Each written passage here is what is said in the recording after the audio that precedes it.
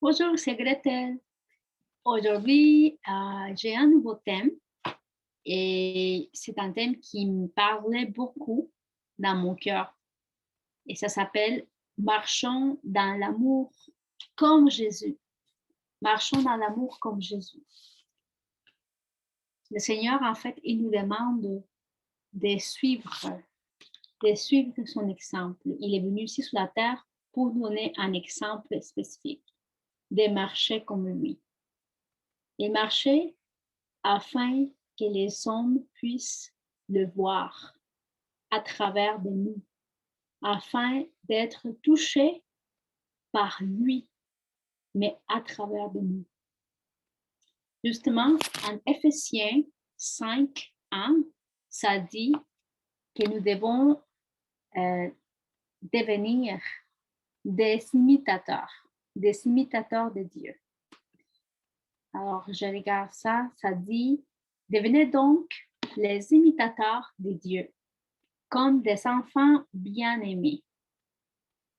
Imitateur, premièrement, ça veut dire quelqu'un qui imite un disciple, quelqu'un qui va copier, qui va suivre le pas. Et puis, donc, ici dit, devenez comme des imitateurs de Dieu, comme des enfants bien-aimés. Des enfants bien-aimés. Bien-aimés, c'est qui est l'objet d'une tendre affection. Une personne aimée, aimée d'amour, quelqu'un qui est amoureux. Donc, avant qu'on puisse devenir ses imitateurs, on doit avant connaître son amour. Il faut connaître, il faut tomber en amour avec lui, avec le Seigneur, pour qu'on puisse être réellement des imitateurs du Seigneur et marcher comme lui.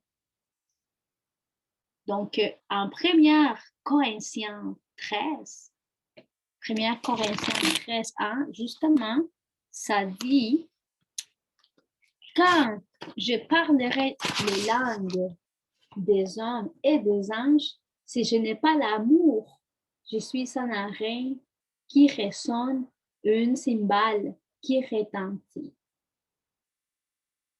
Dans ce verset, c'est en train de dire que même si je parle différentes langues, même si je parle même la langue des anges, si je n'ai pas d'amour, je ne suis rien. On ne peut pas donner, on peut pas donner en fait ce qu'on n'a pas reçu, ce qu'on n'a pas. Même si, même si on a reçu beaucoup de dons, même si on a reçu des dons de sagesse, dons de connaissances, si on connaît la parole de début A, de Genèse jusqu'à Z, jusqu'à Apocalypse, ça veut rien dire, ça veut rien faire. Ça peut rien faire. Sans amour, on ne peut pas amener quelqu'un au pied de Christ. On ne peut pas. Et dans les versets 2, ça dit, et quand j'aurai le don des prophéties, la science de tous les mystères et toute la connaissance, quand j'aurai même toute la foi jusqu'à transporter des montagnes, si je n'ai pas l'amour, je ne suis rien.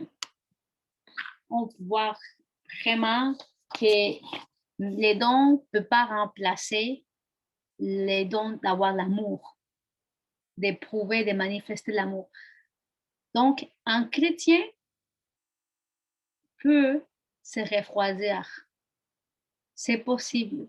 Surtout son cœur envers les âmes, envers les personnes. Il va surtout, comment est-ce que ça peut arriver qu'un chrétien peut se refroidir? C'est parce qu'il va se concentrer son regard sur ses bénédictions.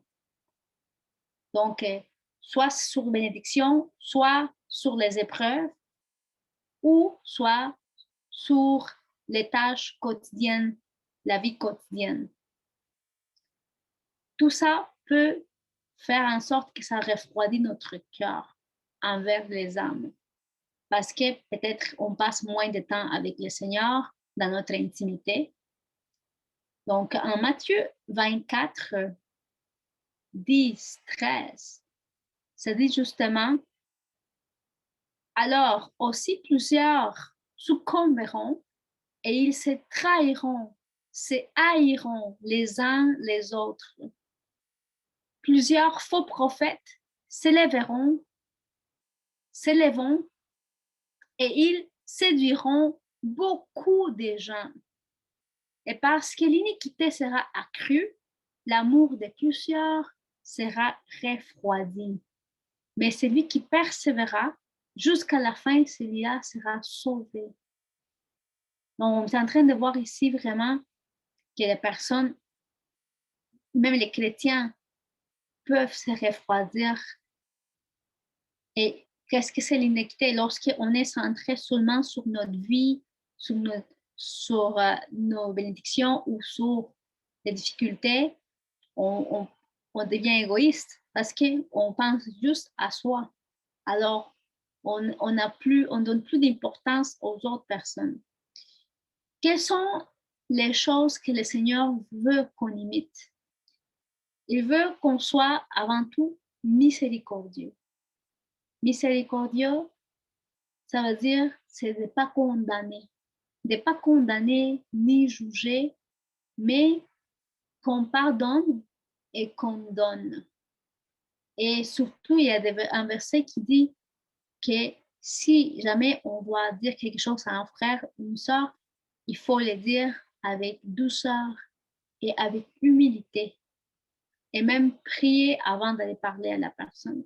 Mais le Seigneur, il nous demande d'être miséricordieux, de ne pas juger ni pas condamner.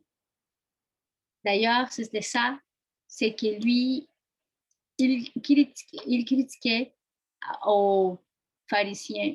Parce que les pharisiens, ils se croyaient complètement purs, saints, et puis, puisqu'ils sentaient saints, ils jugeaient gratuitement les gens, ils critiquaient les gens. Mais ce n'est pas ça que Dieu veut.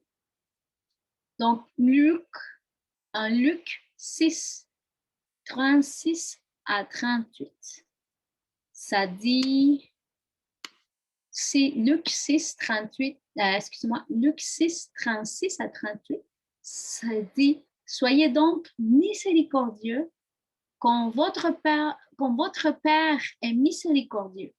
Ne jugez point et vous ne serez point jugés. Ne condamnez point et vous ne serez point condamnés. Absolvez et vous serez absous. C'est-à-dire pardonnez et vous serez pardonnés. Donnez et il vous sera donné. On versera dans votre sein une bonne mesure, serrée, secouée et qui déborde, car on vous mesurera avec la mesure dont vous serez servi. Dans cette verset, ça dit clairement qu'on doit être miséricordieux, comme le Seigneur a été avec nous.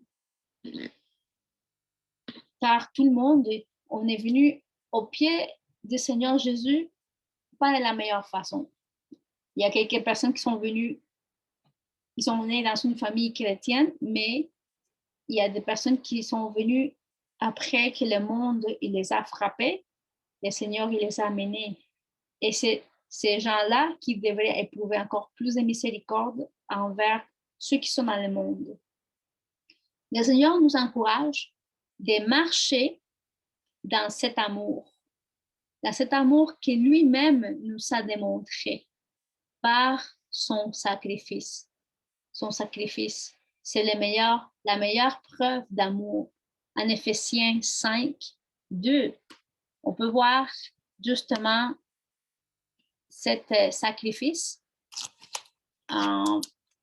Ça dit, et marcher dans l'amour à l'exemple de Christ, qui nous a aimés et qui s'est livré lui-même à Dieu pour nous comme une offrande et un sacrifice de bonne odeur. C'est le meilleur exemple qu'on peut avoir de l'amour, c'est le sacrifice que quelqu'un fait pour une autre personne. Donc, de marcher dans l'amour, c'est ce que je retiens, et on devient une offrande, un sacrifice, une bonne odeur lorsqu'on marche dans l'amour. L'amour n'est pas une émotion. Beaucoup de personnes pensent que l'amour, c'est une émotion, mais c'est au contraire un devoir. C'est un devoir, c'est une responsabilité. C'est une responsabilité comme chrétien qu'on a connu. On connaît l'amour de Christ. Il y a plusieurs personnes qui ne connaissent pas le Seigneur, ils ne connaissent pas cet amour. Ils ne connaissent pas la joie de savoir c'est quoi l'amour du Seigneur dans notre cœur, notre vie. Alors, en Luc 12, 48, ça dit justement 12, 48. Mais celui qui ne l'ayant pas connu a fait des choses dignes de châtiment sera battu de peu de coups. On demandera beaucoup à celui qu'on l'a beaucoup donné et on exigera davantage de celui à qui on l'a beaucoup confié. On peut voir ici vraiment que nous, en connaissant l'amour de Christ, on doit montrer plus d'amour, plus de miséricorde envers ceux qui ne connaissent pas le Seigneur. Il nous exhorte en fait, le Seigneur, de s'aimer avec un amour fraternel et de demeurer dans la paix et le pardon. Un pardon constant, continuel. En 1 Thessaloniciens 4, 9, ça dit, pour ce qui est de l'amour fraternel, vous n'avez pas besoin qu'on vous en écrive, car vous avez vu vous-même, en fait, car vous avez vous-même appris de Dieu à vous aimer les uns les autres. Dans les 10, et c'est aussi ce que vous faites envers tous les frères dans la Macédoine entière. Mais nous vous exhortons, frères, à abonder toujours plus dans cet amour et à mettre votre honneur à vivre tranquille, à vous occuper de vos propres affaires et à travailler de vos mains comme nous vous l'avons recommandé, en sorte que vous conduisez honnêtement envers ceux de dehors et ce que vous n'ayez besoin de personne. Donc, elle est en train de dire que nous devons, il nous exhorte à abonder. Abonder, le mot abonder, c'est d'avoir un surplus de quantité, tellement d'amour qu'on puisse déborder et en donner. C'est ce qui veut qu'on marche de cette façon entre frères, avant tout entre frères. Voici comment le Seigneur, en fait, il décrit cet amour. Alors, l'amour que le Seigneur il veut qu'on manifeste, il se trouve à 1 Corinthiens 13, 1 Corinthiens 13, on l'avait vu au départ, et on va aller à partir du 4 jusqu'au 8.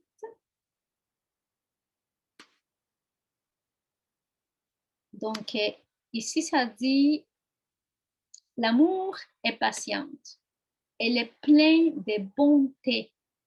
L'amour n'est point envieuse. Donc, on voit la première caractéristique, elle est patiente. L'amour est patient.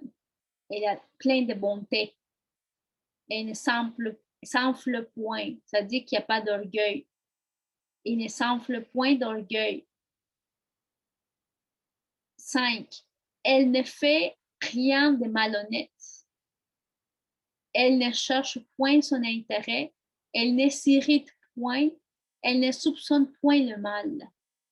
Donc, elle ne cherche pas son propre intérêt et elle ne se fâche pas, ne s'irrite point. Il y a beaucoup de patience. Elle ne soupçonne point le mal. Elle donne le bénéfice des doutes. Elle, dans le 6, ça dit, elle ne se réjouit point de l'injustice, mais elle se réjouit de la vérité. Ça veut dire qu'elle veut que la vérité soit à la lumière. Elle excuse tout. Elle pardonne tout, ça veut dire. Elle croit tout. Elle espère tout. Elle supporte tout. Elle supporte tout. Elle espère tout. Ça, c'est l'amour que le Seigneur nous a donné comme exemple. Si je regarde, en fait, le plus important, c'est les caractéristiques de l'amour qu'on vient de voir. On a vu la patience et ne serait point l'amour qui supporte tout, qui croit tout, qui pense le meilleur, qui donne un bénéfice de doute. Donc, c'est cet amour que le Seigneur veut qu'on manifeste. Et comment peut-on démontrer notre amour envers le Seigneur et envers les hommes? Le Seigneur Jésus nous demande de partager la foi. C'est la parole et nos témoignages de ce que Dieu a fait dans notre vie, de nos victoires, de nos défaites, de comment Dieu il nous a sortis de la noirceur, des ténèbres, comment est-ce qu'il nous a touchés, d'en parler avec ceux qui nous entourent, ceux qu'on rencontre. En Jean 21, 15, on peut voir justement ce verset qui dit, après qu'ils eurent mangé, Jésus dit à Simon-Pierre, alors ça c'était lorsque le Seigneur Jésus était ressuscité et puis Pierre et les autres apôtres étaient avec le Seigneur en train de manger. Et Jésus lui pose 3 fois la même question à Pierre. Alors il dit ici, après qu'ils eurent mangé, Jésus dit à Simon-Pierre, Simon, fils de Jonas, m'aimes-tu plus que ne m'aime ceci? Il lui répondit, oui, Seigneur, tu sais que je t'aime. Jésus lui dit, paie mes agneaux, paie mes agneaux. Et ensuite, dans le 16, il répète une deuxième fois la même question. Il lui dit, Simon, fils de Jonas, m'aimes-tu? Pierre lui répondit, oui, Seigneur, tu sais que je t'aime. Jésus lui dit, paie mes brebis. Dans le 17, la troisième fois, il lui dit, Simon, fils de Jonas, m'aimes-tu? Pierre fut attristé de ce qu'il lui avait dit pour la troisième fois. M'aimes-tu? Et il répondit, Seigneur, tu sais toutes ces choses. Tu sais que je t'aime. Je lui dis, paie mes brebis. Et si on regarde pourquoi il a répété 3 fois la même réponse, Jésus, paie. Paie, ça vient du verbe paître, paître, qui veut dire nourrir, nourrir un oiseau, nourrir un animal, lui donner à manger. C'est ça qui veut dire. Nourris mes brebis, nourris mes agneaux. Aussi, comme deuxième définition pour le verbe paître, c'est mener des animaux dans les champs. C'est de prendre les animaux et les conduire vers les champs verts, vers la verdure, pour qu'ils puissent manger. Donc, c'est mener, paître un troupeau. Alors ici, l'agneau, c'est le petit de la brebis et du bélier. C'est un jeune mouton. Donc, la répétition que Jésus fait dans cette histoire, ça montre une seule chose, insistance. Il a insisté pour faire passer le message à Pierre et à nous, parce qu'il savait que nous allions avoir accès à tout, à la parole. Donc, en résumé, le Seigneur nous demande si on veut montrer l'amour à Dieu, il faut qu'on commence à avoir de l'amour, montrer l'amour envers les autres personnes, envers nos frères et nos sœurs en Christ, envers ceux qui ne connaissent pas le Seigneur. Et comment est-ce qu'il peut montrer cet amour? Un amour, c'est faire exactement ce qu'il nous a dit en 1 Corinthiens 13, de 4 à 8. L'amour est patient, l'amour ne s'irrite point. Donc, il ne cherche pas ses propres intérêts, il ne s'enfle pas d'orgueil. Si on cherche, si on dit, OK, l'amour que je vais montrer, ce n'est pas une émotion, mais c'est une responsabilité envers le Christ. J'ai une responsabilité parce qu'il nous a donné abondamment, il nous a donné beaucoup, il nous a donné le salut, la paix, la joie, l'amour, toutes les promesses. Donc, c'est dans notre responsabilité comme chrétiens de partager, de faire part de cet amour à ceux qui sont dans les ténèbres, ceux qui ne connaissent pas le Seigneur. Et même si cette personne te répond d'une façon indifférente ou peut-être il se moque, écoute, tu l'as fait par amour avant tout, avant le Seigneur. Si cette personne ne le reçoit pas, tu sors tes souliers et tu continues. Et tu pries pour cette personne, pour que Dieu touche son cœur. Ce n'est pas nous qu'on fait, mais c'est l'Esprit de Dieu qui peut toucher la personne. Mais toi, tu as déjà mis une semence dans le cœur de cette personne. Alors, en résumé, le Seigneur nous demande de manifester cet amour à ceux qui ne le connaissent pas. C'est ce qu'il veut. Il veut que nous ne sommes pas ici sur la terre pour juste engraisser, puis juste prendre les bénédictions juste pour nous. Et on est ici sur la terre avec des missions, d'aller partager la bonne nouvelle à ceux qui ne connaissent pas le Seigneur. Et c'est un des mandats que le Seigneur nous a envoyés, aller faire des disciples dans le monde. C'est ça qu'il nous demande le Seigneur.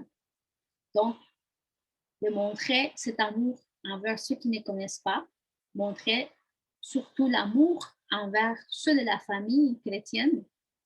Et il veut qu'on se remplisse de son amour qui est débordante, afin de pouvoir en partager cet amour et être une lumière dans les ténèbres. Si on ne demeure pas en lui, ce sera très difficile de manifester cet amour aux autres personnes.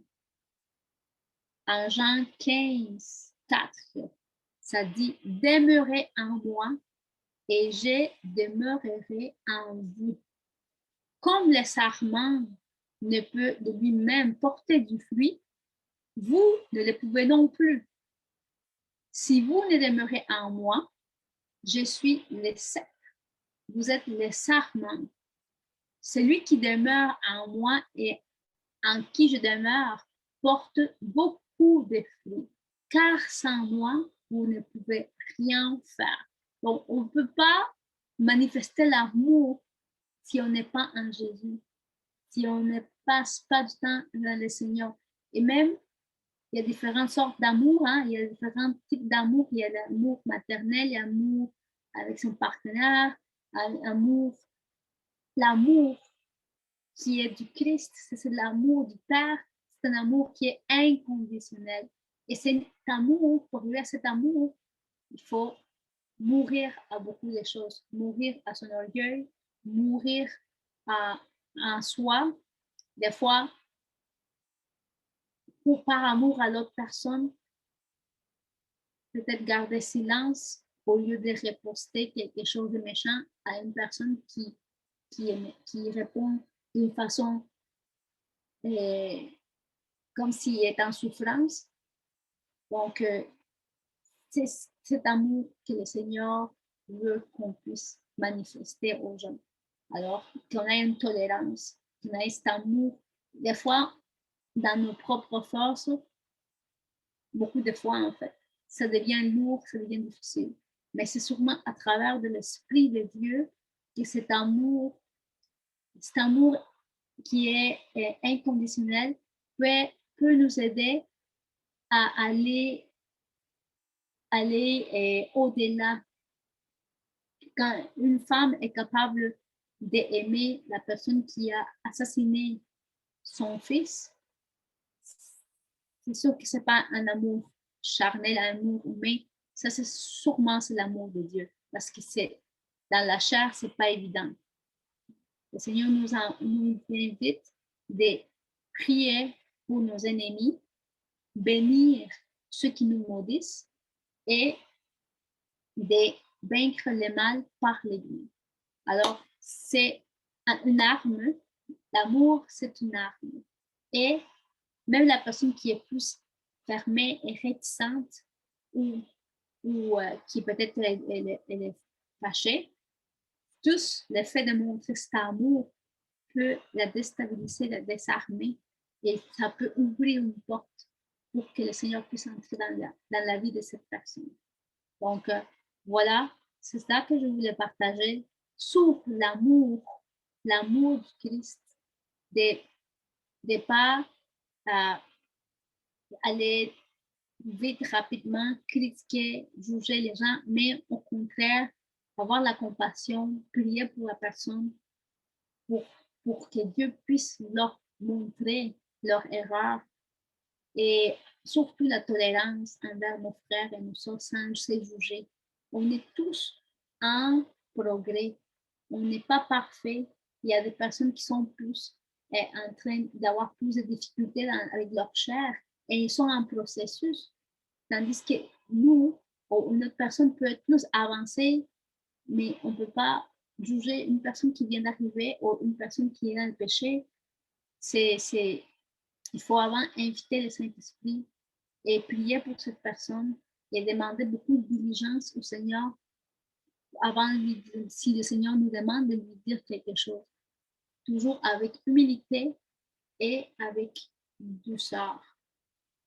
Voilà, alors c'était ça le thème et puis on se voit la prochaine fois. Vous pouvez partager cet enseignement et si vous avez aussi des suggestions, vous pouvez écrire en bas, ça sera apprécié. Merci beaucoup et à la prochaine.